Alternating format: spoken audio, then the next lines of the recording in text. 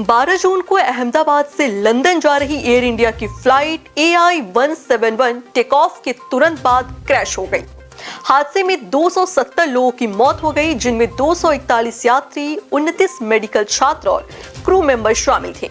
लेकिन एक यात्री इस भीषण हादसे में जिंदा बचा। अब इस हादसे की शुरुआती जांच रिपोर्ट सामने आ चुकी है।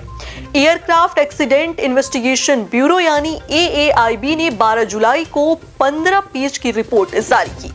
रिपोर्ट्स के मुताबिक हादसे की वजह थी दोनों इंजनों का अचानक बंद हो जाना, और ये इसलिए हुआ क्योंकि टेक ऑफ के कुछ सेकंड के बाद ही दोनों फ्यूल स्विच एक के बाद एक बंद हो गए।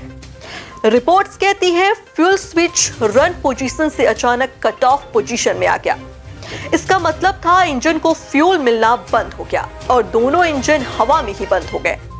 कॉकपिट रिकॉर्डिंग में एक चौंकाने वाली बातचीत दर्ज हुई है। टेक ऑफ के दौरान एक पायलट ने दूसरे से पूछा, क्या तुमने फ्यूल स्विच बंद किया? जवाब आया, नहीं, मैंने ऐसा नहीं किया।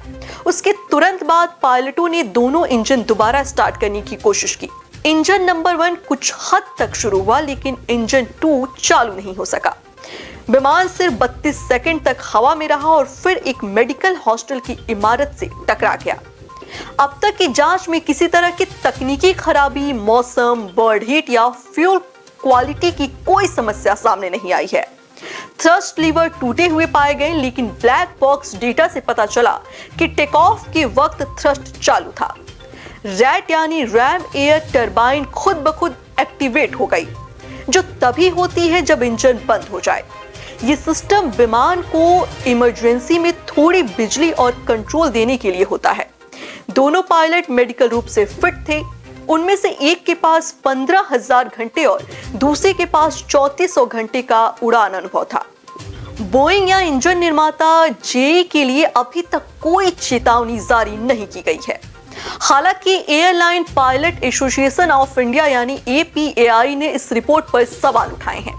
उन्होंने कहा कि रिपोर्ट अधूरी है, लीपापोती की जा रही है और इसमें पायलट्स को गलत तरीके से दोषी ठहराने की कोशिश हो रही है। APAI ने निष्पक्ष और सबूतों पर आधारित जांच की मांग की है।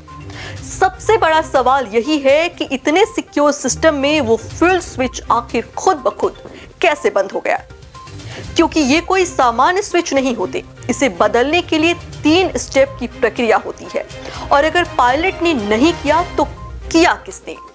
जवाब अभी बाकी है, लेकिन 270 लोगों की जान जाने के बाद ये सवाल अब सिर्फ तकनीक नहीं बल्कि सिस्टम और जवाबदेही का मामला बन गया है।